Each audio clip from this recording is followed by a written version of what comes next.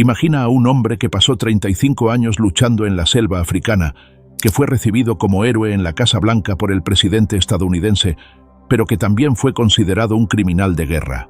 Un líder carismático que dominaba varios idiomas, pero que ordenó ejecuciones públicas de sus propios aliados.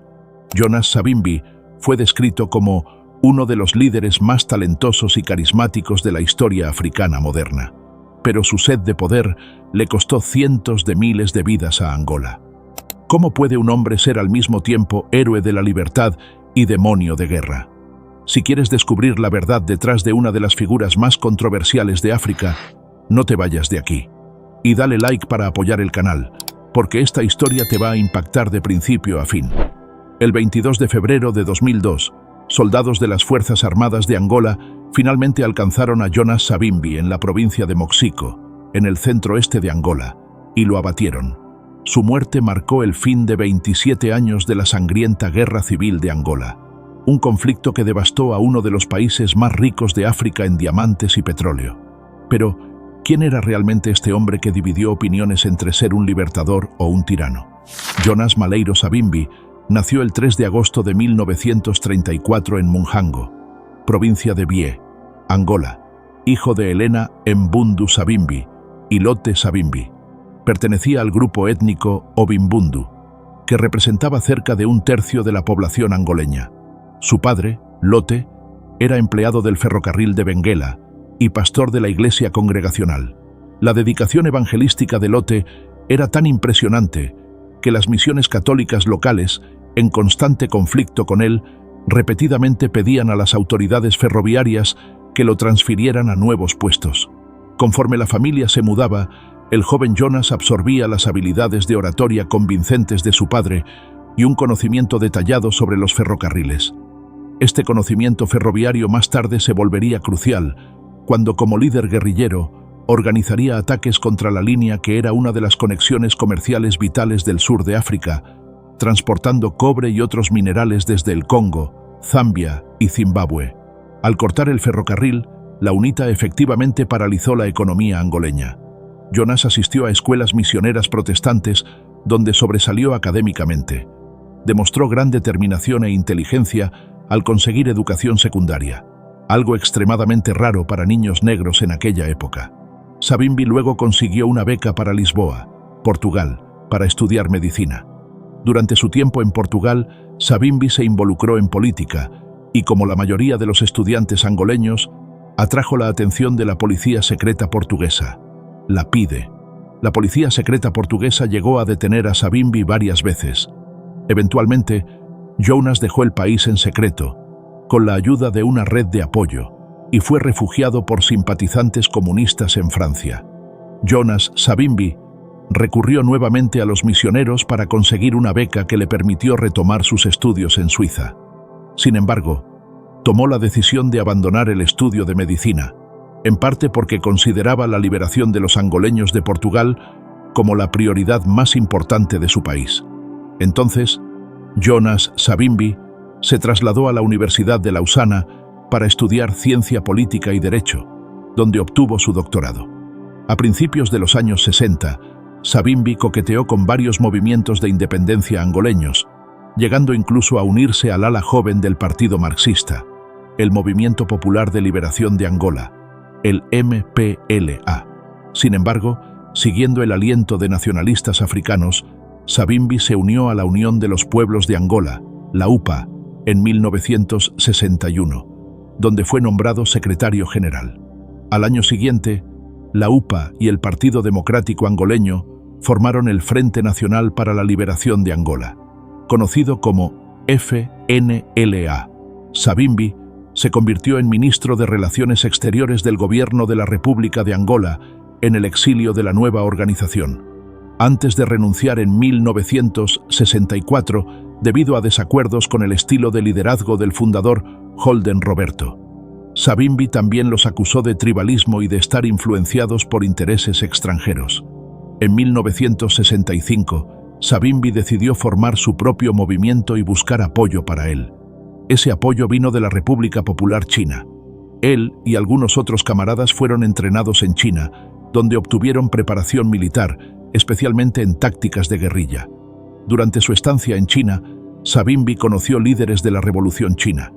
Muchos años después, cuando Savimbi buscó ayuda de las naciones occidentales, reinterpretó su experiencia en China, llegando a ser citado diciendo: «De Mao y los comunistas aprendí cómo pelear y ganar una guerra de guerrillas, pero también aprendí cómo no administrar una economía o una nación.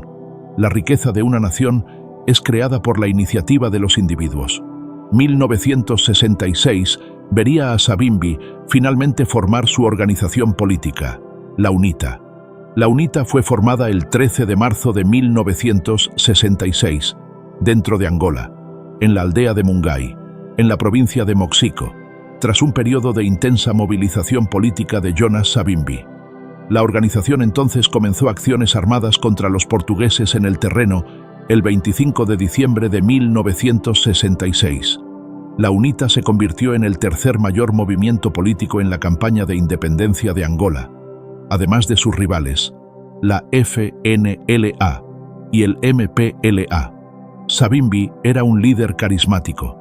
Dominaba el portugués, inglés y francés, además de hablar lenguas locales con fluidez, y movilizaba a muchas personas con su poder de oratoria. Afirmaba que la UNITA sería multiétnica y comprometida con la unidad angoleña y la toma de decisiones basada en el consenso tradicional, en oposición al estilo de liderazgo centralizado y jerárquico del MPLA. Él y sus fuerzas, con bases de operación en el este y sur del país, comenzaron a atacar lugares importantes como el ferrocarril de Benguela, que era una línea estratégica para los portugueses. Sin embargo, durante este periodo, surgieron alegaciones controversiales sobre posibles contactos entre Savimbi y las autoridades portuguesas, que posteriormente causarían cuestionamientos sobre su credibilidad como líder nacionalista. Con el tiempo, el gobierno portugués se vio sitiado dentro de Angola y aislado internacionalmente por su continua dominación sobre la nación. Después de que la dictadura portuguesa fuera derrocada en un golpe militar en 1974, Savimbi emergió de la guerra de guerrillas para concluir un alto al fuego con los nuevos líderes portugueses. Savimbi también firmó un acuerdo con los otros dos partidos de liberación angoleños en 1975. Estos eran conocidos como los Acuerdos de Albor y otorgaron independencia a Angola. Savimbi firmó estos acuerdos junto con Agostinho Neto del MPLA y Holden Roberto de la FNLA. Al firmar estos acuerdos, había la esperanza de que los tres grupos pudieran unirse y liderar a sus compatriotas en una transición pacífica hacia la independencia. Esto, sin embargo, no sucedió. Angola se independizó el 11 de noviembre de 1975. Sin embargo, la rivalidad entre las principales facciones insurgentes continuó y rápidamente evolucionó a la sangrienta guerra civil de 27 años de Angola. Tras la desintegración de los Acuerdos de Albor, una lucha por el poder rápida y amarga se desató cuando el MPLA se declaró el nuevo gobierno de Angola. Cuando Savimbi y su partido UNITA protestaron, el MPLA llamó a tropas cubanas y usó armas fabricadas por los soviéticos para mantener el poder. Pronto Savimbi estaba huyendo y se replegó a su base en Huambo, en las tierras altas centrales. Luego, en marzo de 1976, bajo ataque del gobierno del MPLA, Savimbi comenzó la larga marcha hacia el sur, inspirado en la hazaña del líder chino Mao Zedong. A pesar del asalto a la UNITA, Savimbi no fue fácilmente derrotado. Atrajo y reclutó un nuevo ejército, señalando a sus seguidores que Angola solo había cambiado la dominación portuguesa por la dominación de la Unión Soviética. Esta retórica, así como el apoyo soviético al MPLA, atrajo la atención del gobierno del apartheid en Sudáfrica, donde el gobierno de la minoría blanca temía incursiones soviéticas en África. Con la ayuda de armas, soldados y entrenamiento sudafricanos, Savimbi pudo organizar una fuerza guerrillera poderosa y efectiva. Estableció su nueva base en Jamba, cerca de la frontera con Namibia, bajo la protección del escudo militar sudafricano. La guerra civil angoleña avanzó, y una y otra vez, el gobierno angoleño, con sus refuerzos cubanos y maquinaria de guerra soviética, intentó aniquilar al ejército de Savimbi. Pero esta no era una tarea fácil.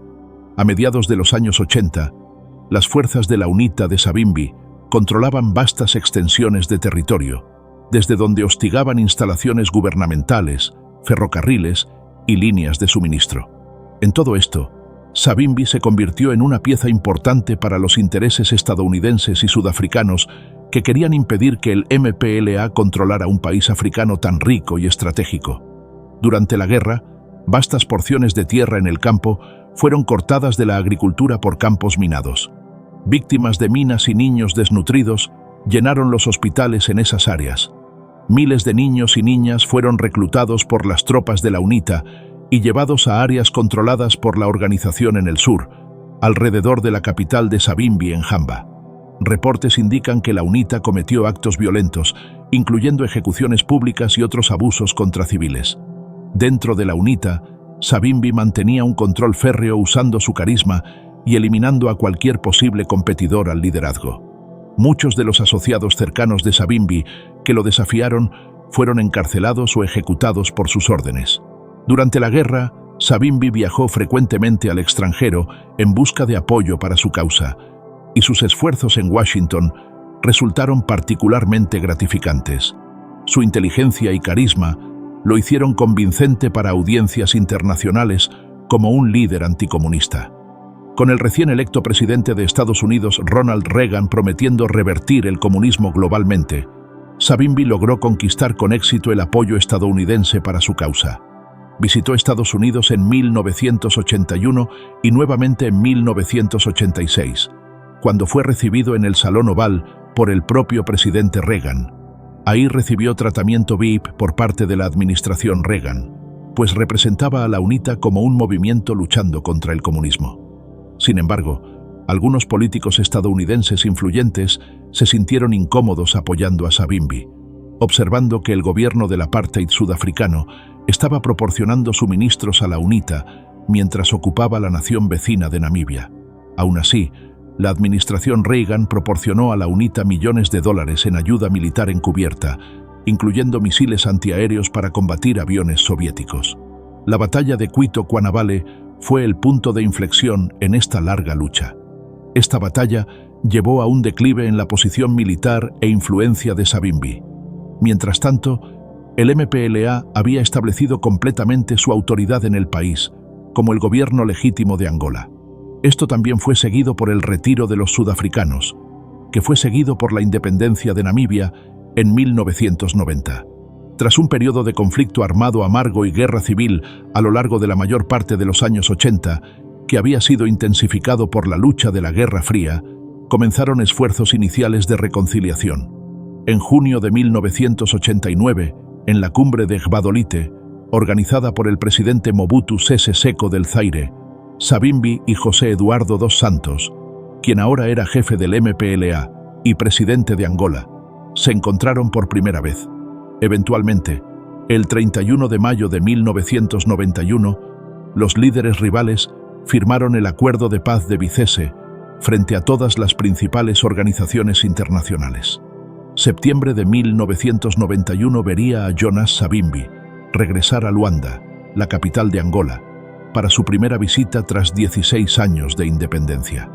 Durante este periodo de paz y reconciliación, Jonas Savimbi aceptó participar en elecciones que serían supervisadas por las Naciones Unidas en septiembre de 1992. Pero cuando la UNITA perdió y el propio Savimbi no logró ganar la presidencia, regresó a la selva para desatar uno de los periodos más destructivos de guerra en todo el conflicto civil. Esto fue entre octubre de 1992 y octubre de 1993. En esta fase de la guerra, la violencia se extendió a áreas del país que anteriormente habían estado intactas. El MPLA retalió con matanzas indiscriminadas de simpatizantes de la UNITA y civiles del grupo étnico Ovimbundu. Simpatizantes del MPLA, que vivían en las regiones controladas por la UNITA, en las tierras altas centrales, huían hacia las regiones costeras, temiendo represalias. Las fuerzas de la UNITA y del MPLA también comenzaron a plantar minas en regiones rurales disputadas, causando bajas civiles masivas. La guerra angoleña dejó decenas de miles de personas con discapacidades permanentes debido a explosiones de minas terrestres. Cuando la Guerra Fría terminó y Estados Unidos retiró el apoyo a Savimbi, Él equipó a su ejército principalmente con los recursos de las ventas de diamantes, hasta que las Naciones Unidas prohibieron tal comercio.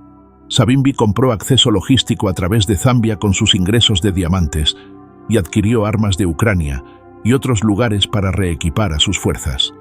Este periodo de lucha solo fue calmado por la firma del Protocolo de Lusaka en 1994, que incluía un alto al fuego y programa para desmovilización y desarme, además del despliegue de una misión mayor de mantenimiento de la paz de las Naciones Unidas.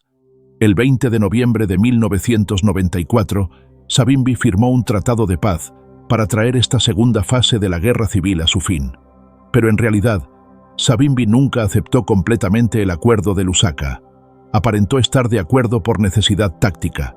Solo en 1995, Savimbi aceptó reunirse con el presidente José Eduardo dos Santos, y la Asamblea Nacional entonces creó 2 vicepresidencias, una de las cuales fue ofrecida a Savimbi. Aún así, continuó resistiendo, a veces escalando la guerra en la selva. Eventualmente, dos Santos y Savimbi acordaron un gobierno de unidad y la fusión de las tropas en un ejército nacional. Sin embargo, rechazaría su posición en el gobierno de unidad y decidió no participar en la ceremonia de inauguración. La lucha a gran escala se reanudó en 1998 y ya para enero de 1999, Savimbi no dio señales de abandonar su ejército en la selva ni de aceptar los cambios que habían ocurrido en Angola desde las elecciones de 1992. La guerra civil angoleña continuó hasta 2002, época en la que tanto el gobierno como la Comunidad de Desarrollo del África Austral, SADC, habían marcado a Savimbi como criminal de guerra. Solo la muerte de Savimbi, mientras luchaba contra fuerzas gubernamentales en Móxico el 22 de febrero de 2002, finalmente señaló el colapso de la UNITA militar y la posibilidad real de establecer una paz genuina en Angola. En esta ocasión, soldados de las Fuerzas Armadas de Angola habían rastreado a Savimbi en esta provincia de Móxico y lo abatieron en combate. Fue rápidamente enterrado en un cementerio en la ciudad central de Luena. 17 años después, en 2019, sus restos fueron exhumados en enero de ese año. Esto fue con la intención de darle un funeral y entierro dignos, así como un intento de reconciliación nacional en Angola. Jonas Savimbi fue enterrado nuevamente en mayo de 2019. La historia de Jonas Savimbi nos muestra cómo la sed de poder puede corromper incluso los ideales más nobles. Un hombre que comenzó luchando por la liberación de su pueblo, terminó siendo responsable de décadas de sufrimiento. Su vida ilustra las complejidades de la política africana durante la Guerra Fría, donde líderes locales se convirtieron en peones de juegos geopolíticos más grandes. El legado de Savimbi permanece controversial. Para algunos, fue un héroe de la libertad que nunca renunció a sus principios democráticos. Para otros, fue un líder autoritario que sacrificó a su país por ambición personal. La verdad, como siempre, está en algún lugar entre esos extremos. Lo que es innegable es el impacto devastador que su guerra prolongada tuvo sobre Angola y su pueblo. Si esta historia te hizo reflexionar sobre los costos del poder y la guerra, dale like para apoyar el canal y suscríbete para más historias fascinantes de África. Comparte en los comentarios qué piensas sobre el legado de Jonas Savimbi, héroe o villano. La historia de África está llena de figuras complejas como esta, y voy a seguir trayendo estas narrativas importantes para ustedes. Hasta la próxima.